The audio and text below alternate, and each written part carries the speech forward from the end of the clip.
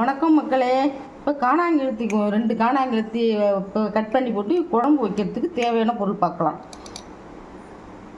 2 spoon மிளகாத்தூள், வீட்டில் எடுத்த குழம்பு தூள் 2 ஸ்பூன் போட்டு உப்பு போட்டு 2 பெரிய தக்காளி அரைச்சி ஊற்றி வச்சுருக்கேன். அதில் ஒரு 50 கிராம் புளியை கரைச்சி அதில் ஊற்றணும். புளி கரைச்சி ஊற்றணும். தேங்காய், 1 ஸ்பூன் சோம்பு, 1 பீஸ் சின்ன வெங்காயம் போட்டு இதில் அரைச்சி வச்சுருக்கேன். அதையும் மீன் குழம்புக்கு வானல் அடுப்பில் வச்சு 3 ஸ்பூன் டேபிள் ஸ்பூன் நல்லெண்ணெய் ஊற்றி வெந்தயம் போட்டு தாளித்து வெங்காயம் பச்சை மிளகாய் போட்டு வதக்கி மீன் குழம்புக்கு வடகந்தான் போட்டு தாளிக்கணும். வடகம் வீட்டில் தீர்ந்து வச்சு தான் போடணும். அதனால வெந்தயம் வெங்காயம் போட்டு நான் தாளிக்கிறேன். நல்லா பொன்னிறமாக வதக்கணும். பொன்னிறமாக வந்ததுக்கப்புறம் இப்போ நம்ம கரைச்சி வச்ச குழம்ப ஊற்றிடணும்.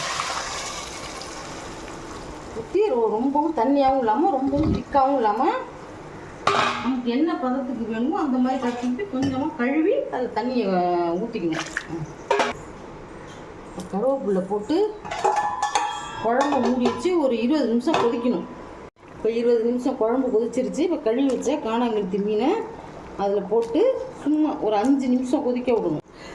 குழம்பு 5 நிமிஷம் கொதிச்சிருச்சு. அடுப்பு ஆஃப் பண்ணிடலாம். ஆஃப் பண்ணிவிட்டு இறக்கிற வேண்டியது தான். இந்த சேனல் உங்களுக்கு பிடிச்சிருந்ததுன்னா ஷேர் பண்ணுங்கள், லைக் பண்ணுங்கள், சப்ஸ்கிரைப் பண்ணுங்கள்.